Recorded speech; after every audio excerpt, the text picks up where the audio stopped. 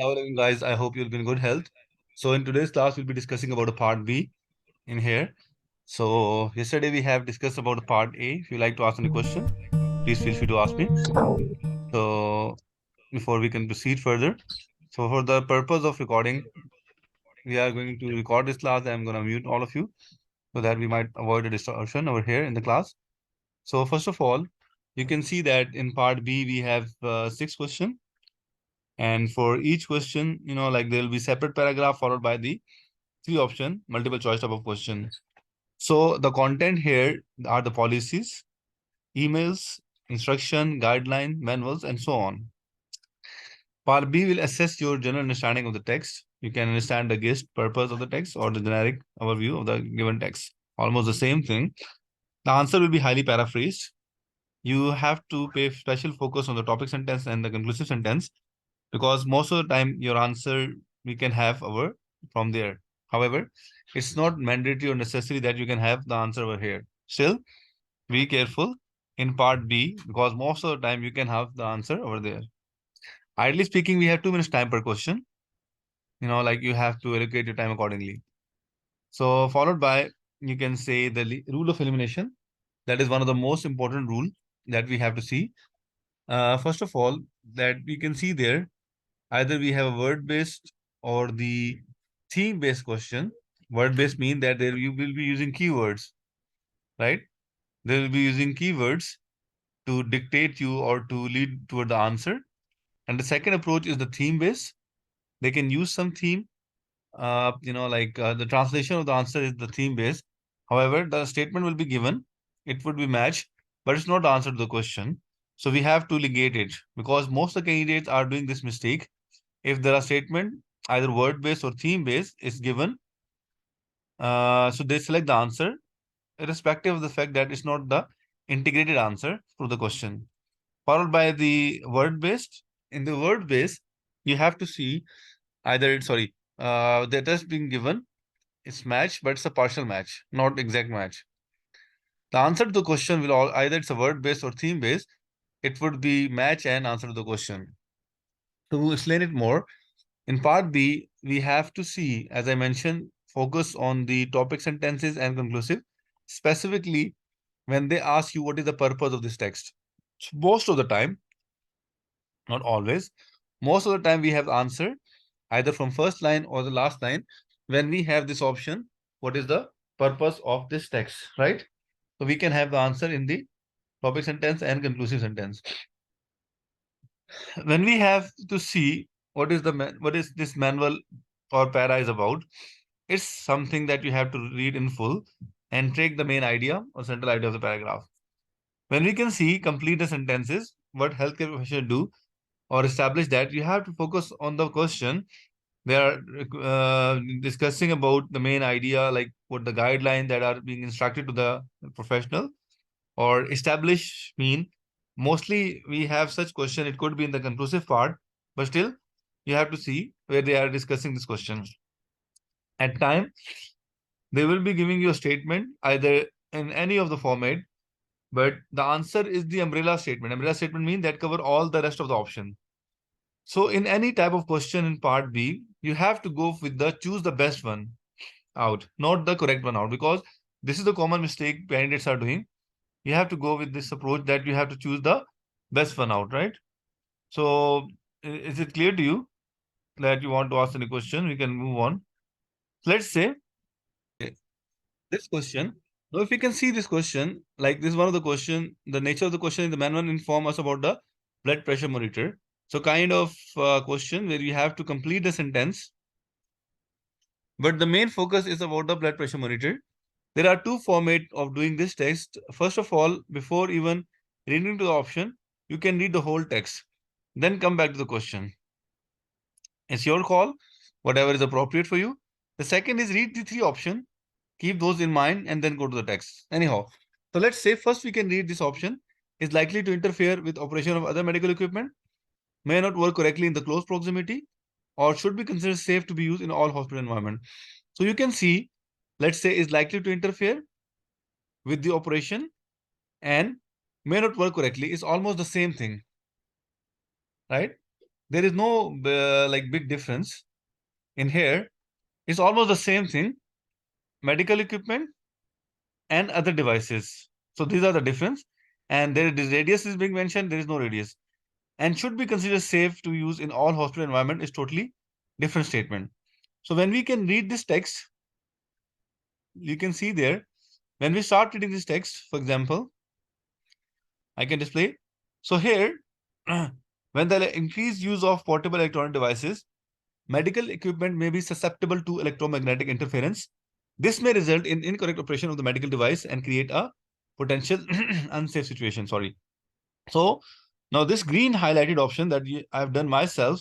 So this is the A, because they're talking about is likely to interfere with the operation of the medical equipment. It's being mentioned over here, but it's not the answer to the question. It's not related to the blood pressure monitor. They have not discussed anything about the blood pressure monitor in this line. They are discussing majorly about the electromagnetic interferences in this line. They are majorly discussing about the electromagnetic interferences, and discussing in general that the medical equipment would be interfere with the portable devices, and due to that reason that medical device might not work properly. If you go on and read, when you read to this line, nevertheless care should be taken to avoid the use of monitor within 7 meter. Here they are discussing about the monitor, blood pressure monitor, as is also discussing about the interference, electromagnetic interference.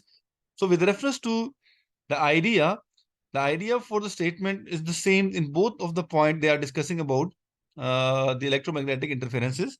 However, this is just related to your blood pressure monitor. And if you can go on and read, it's written as it is. You can see that operation word is being written as somebody has asked a question about the word base or theme base. The word base means that they are using the same word, right? They can use the interference as well. But here you can see it's a little bit paraphrasing. Care should be used to taken to avoid the use of monitor. It's a kind of theme base, not the word by word match, within 7 meter of cell phone, other devices, right? So that's why this is the answer to the question, that is B. Is it clear to all of you?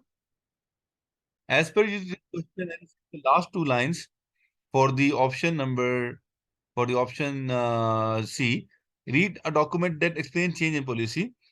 Can you find the change in policy anywhere in the last two lines?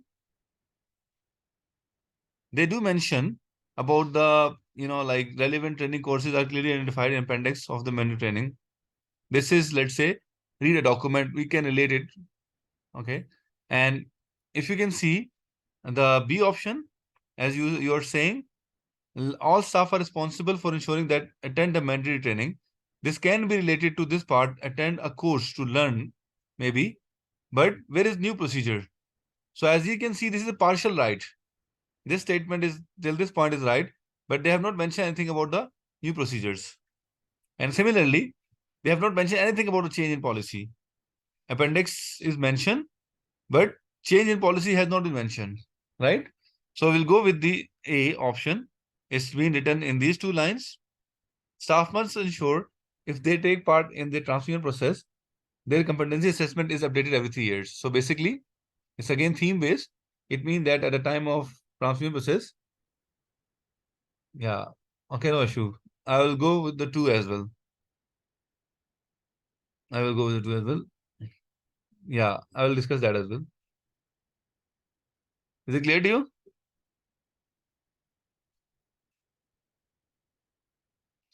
Rest of the candidate, please confirm if it's clear. Uh, let's negate the option B first. Let's say they have mentioned something related to the placement, incorrectly positioned tube patient vulnerable, but they have not mentioned anything about the ways of checking. Similarly, how the use of NG tube is being authorized is not mentioned anywhere in the text. And the last part is mentioned this way: registered doctor or nurses who has undergone, let's say, NG tube should be therefore only carried out by registered doctor or nurses. From this line, you can select your answer, right? So I hope it's clear to all of you. It was simple. And from the first two lines, they are explaining you like uh, a patient may request chaperone on in certain circumstances he can nominate one, but it's not always that is being required. You have to assess the case by case, mean individual situation, before you can say evaluate the patient regarding the eligibility of chaperone. This is the crux of these 3 lines. And if you can go on and read, if you afford and it is being declined, you have to write it down in the your record of the patient and any relevant discussion. The chaperone should be present at a time of examination, should be positioned to see a healthcare professional undertaking the examination, whatever. So the healthcare professional should wait until the chaperone has left the room before discussion take place on any aspect of the praise. So basically, at the time of discussion, the healthcare professional has to wait specifically when the patient requests. So it's not like all the time we have to respect the patient wishes even. It's a kind of scenario they have discussed, even that was negated from A. And the option A is not being mentioned anywhere. Aim to make patient fully aware of the right to a chaperone is not being mentioned in the text. So we cannot select A as the answer. Just to see that you can negate A and C from the first line, because the first line is being subjected toward the point that the healthcare professional should decide as per the case basis, right? Is it clear to you? A is the answer from this line. The guideline goes on to say that all patients should have the chance to raise question and highlight problem about their medicine, and that any chance resulting from review are agreed with their patient. So this is the way we have to go for the A.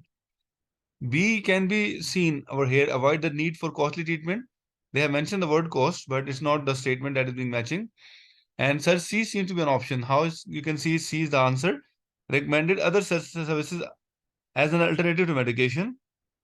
And I have not mentioned anything about alternative. Can you guide me from which line you're saying?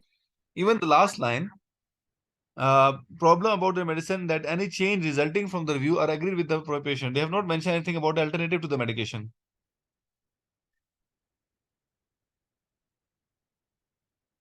They have not mentioned anything about the alternative to medication.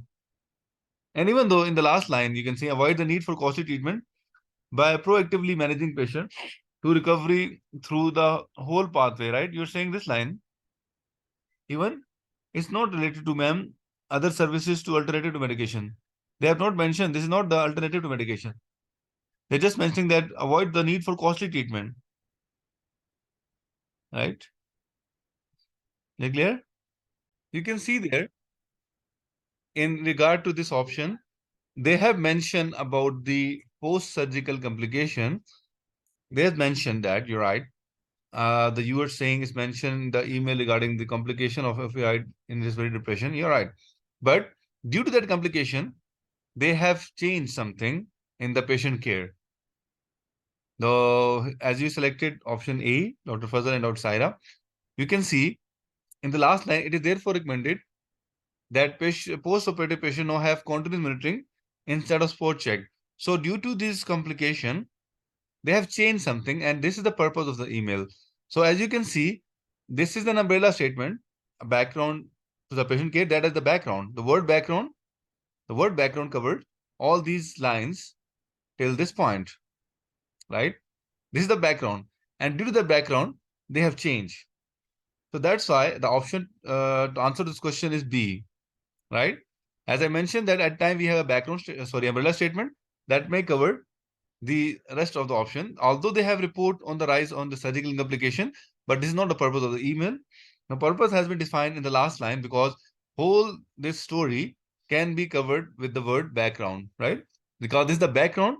Due to this complication, they have changed in patient care, and for that reason, this email is being written, right?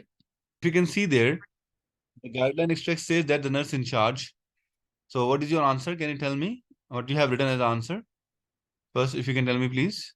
So if you have selected the answer A, we can see they have not mentioned anything about the opening. You can see the keys for the control cupboard are responsibility of the nurse in charge. They may be passed to a registered nurse in order to for them to carry out their duties and return to the nurses in charge. If you can go on, they have not mentioned anything about the A, like the opening of that. But in the last line, can be a neighboring ward of by the nurse in charge. So from here, you can see the option C could be the answer. And we need to shade the answer. For part B, remember that we have 6 questions. Ideally speaking, 2 minutes per question we'll be having. And you're not allowed to mark anything over there, just to shade this statement. Remember that. I'll repeat it for you. You just have to shade your answer. You're not supposed to tick or cross anywhere or circle anywhere, right? You just have to shade, right? Anyhow, if it's clear to you, number one. Now, your second question, when seeking consent for post-mortem examination, it is necessary to, okay. We can see, can you tell me what is your answer, Dr. Fazal? What is your answer to question number second? See, only rise the subject to death has occurred. How is C? Can you guide me, please?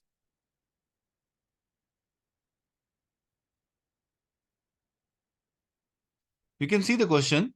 When seeking consent for post-mortem examination, it is necessary to only raise the subject after death has occurred. You can see there, a senior member of clinical team, preferably consultant, is the charge for care, should raise the possibility of post-mortem examination with the most appropriate person to give consent. Basically, the person consulting will need an explanation of the reason for post-mortem examination and what it hopes to achieve. So this is your answer. Give a valid reason for conducting it.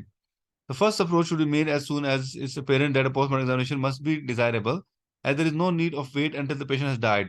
So from this line, you can see you can negate the option number C. In the first line, sir, I don't know like how you can say in the first line. In this line, you can see uh, this option number C is being negated after a death has occurred. It can be negated over here. In the first line, even they have not mentioned anything about the this part subject after death has occurred. They have not mentioned anything in the first line. But this line, an explanation of the reason for post-mortem examination, what it hopes to achieve, has been clearly mentioned. That is your give valid reason for conducting it as well. In this part again, what is your answer to this question? Or as you can see, it's something about the incinerator. They do have mention about the procedure for waste suppression. They have mentioned about the safety procedure, but this is not the purpose of the notes. Why? Because when you read the first line, material with high field values such as plastic, paper, card, and dry textile will help maintain high incineration temperature. So you can see the main theme in this paragraph maybe is about the incineration temperature and how we can achieve it. Next line, a good mix of waste material should be added with each batch. This can be best achieved by having the various type of waste material loaded into separate bags at source, ward, and laboratories and clearly labeled. It is not recommended that operators sort and mixes waste prior to the incineration. That is potentially hazardous. Okay. Basically, the main agenda or of the discussion is focusing on achieving the good incineration temperature. So, in other words, efficiency, to help maximize efficiency. The purpose notes is about incinerator is to help maximize its efficiency, because you can see from this line they have mentioned about how can we achieve the incineration temperature and what would happen actually when we add these mixtures of material. So to have the maximization of the incineration, right? That's why this is your A as answer. If you can read this line, yeah, if you can read this line, that allows more time for evaporation of the propellant so that a large proportion of the patient can be inhaled and deposited in the lungs. That's why you have B as an answer. Let me see if you can see there.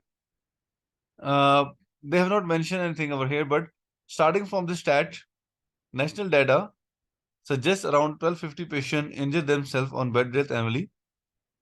Right? Stat shows 44,000 reports of patient fall from bed annually, resulting in 1100 deaths, while deaths due to bed trail entrapment occur less than 1 hour. So they are quoting two stats, that 11 deaths due to the patient fall, and we can say there are only deaths like once in a blue moon due to the bed trail entrapment. So that's why the option to this question would be A, the benefit of using bed rails, because you can save 11 deaths. Outweigh the dangers, like only 1 or 2 people can have died. There were only minor bruises, and even If the staff guided, the staff will guide actually clearly, so we can avoid the entrapment, right? And they can avoid the you can say the risk of following if we have the entrapment, right? So that's why the answer to this question is A. Is it clear to you? If you can see this question, what is your answer to this question?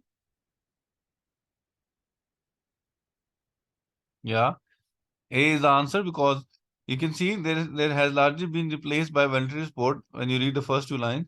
However, recurrent voluntary sport is contraindicated in patient with the hyperthermic respiratory failure who are becoming rosy or comatose. Respiratory symptoms in the short term may arouse patient. From this line, we have, I'm sorry. So 5 out of 6, not a bad score. It's a good score.